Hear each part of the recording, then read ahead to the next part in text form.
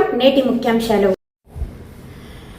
భూమి మా జీవనాధారం, మా పొట్ట కొట్టద్దు, తమ ప్రాణానికి హాని ఉందంటున్న మహిళలు. పల్నాడు జిల్లా అచ్చంపేట మండల పరిధిలోని చల్లగరిక గ్రామంలో గత 20 సంవత్సరాల నుంచి అటవీ భూమిని సాగు చేసుకుంటూ జీవనం కొనసాగిస్తున్నామని సుగాలి తెగకు చెందిన సఫావత్ రవీంద్రబాయ్, సఫావత్ మార్వాడిబాయ్ తెలిపారు. ఎంతకాలంగా కష్టపడి శ్రమించి భూమిని సాగు చేస్తున్న మాపై స్థానిక నాయకులు అడ్డుకుని ప్రభుత్వం మాకు ఇచ్చిన భూములను స్వాహా చేసేందుకు పూనుకున్నారని వారు తెలిపారు. గత సంవత్సరం వ్యక్తిగత అటవీ హక్కు పత్రాన్ని కూడా అందించాలని, అందులో మెట్ట సాగు చేస్తూ జీవనం కొనసాగిస్తున్న తమపై స్థానిక నేతలు దాడికి ప్రయత్నించి తాము సాగు చేస్తున్న భూమిని లాక్కునేందుకు పన్నాగాలు పన్నుతున్నారని, తమకు రక్షణ కల్పించాలంటూ కోరారు. ఈ విషయమై అచ్చంపేట పోలీస్ స్టేషన్లో కూడా ఫిర్యాదు చేసినట్లు బాధితులు తెలిపారు. తమ ప్రాణానికి హాని ఉందంటూ ఆ మహిళలు ఆరోపించారు. పోలీసుల రక్షణ కల్పించి రెవెన్యూ శాఖ తమ భూమిని కాపాడాలని, లేకుంటే ఆత్మహత్య శరణమని వారు వాపోయారు. ఊరి చివర ఉంటున్న తమ నివాసాలలో తమకు రక్షణ కరువైందని, ఏ సమయంలో స్థానిక నాయకులు దాడి చేసి తమకు ప్రాణహాని కల్పించి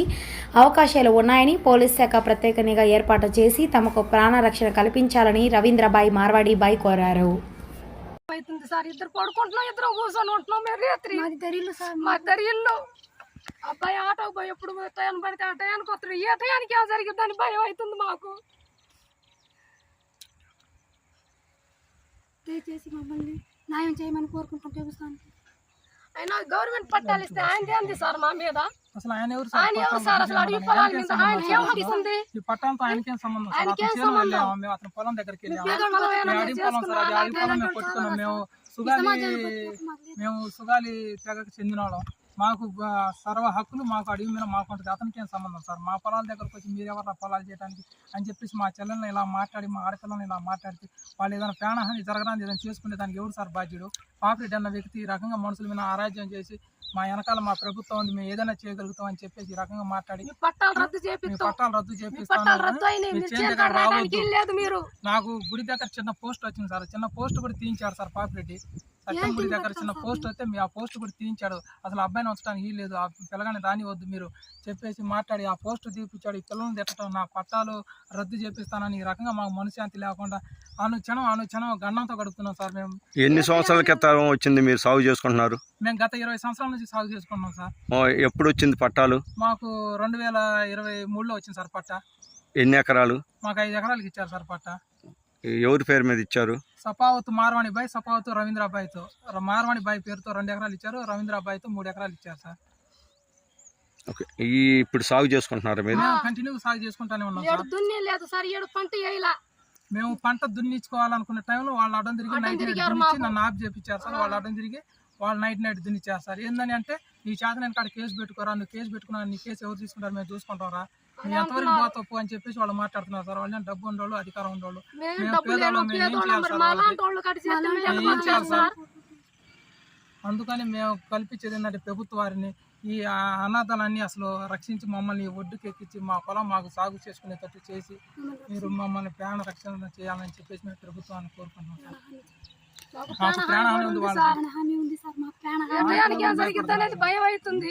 ఓకే, ఒక్క నిమిషం. పల్నాడు జిల్లా అచ్చంపేట మండలం చల్లగరిక గ్రామం. మేము గత 20 సంవత్సరాల నుంచి భూమి కొనసాగించుకుంటున్నాం.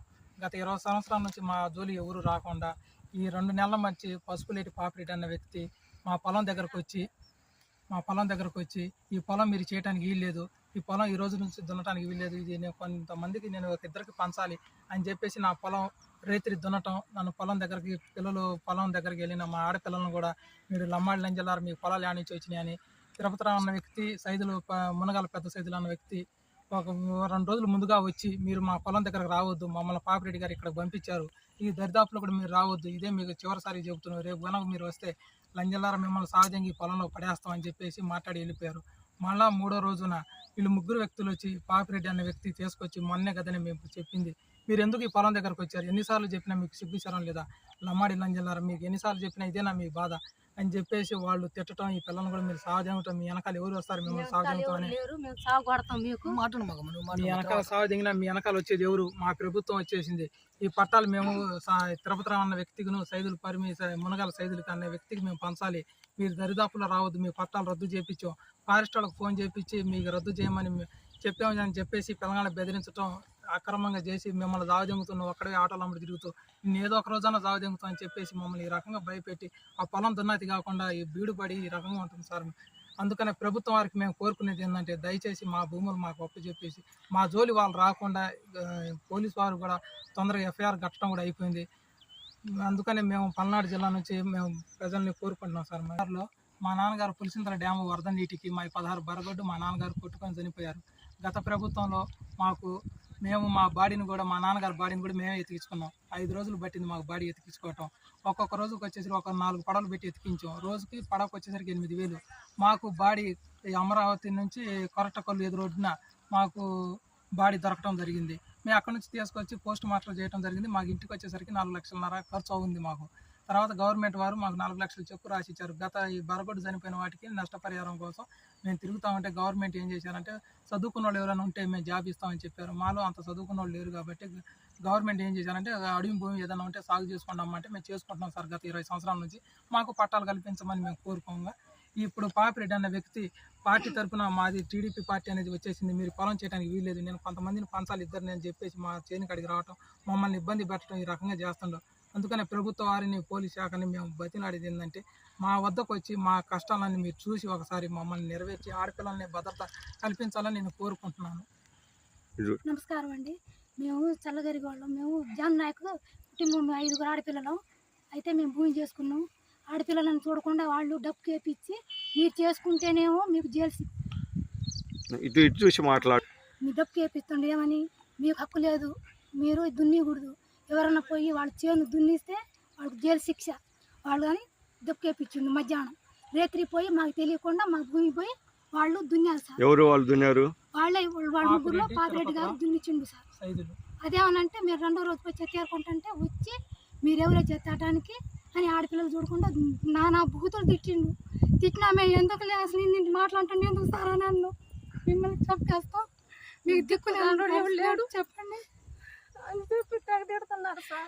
మిమ్మల్ని చంపేస్తాం లంచెల్లారు, అల్లంపల్లి లంచెల్లారు,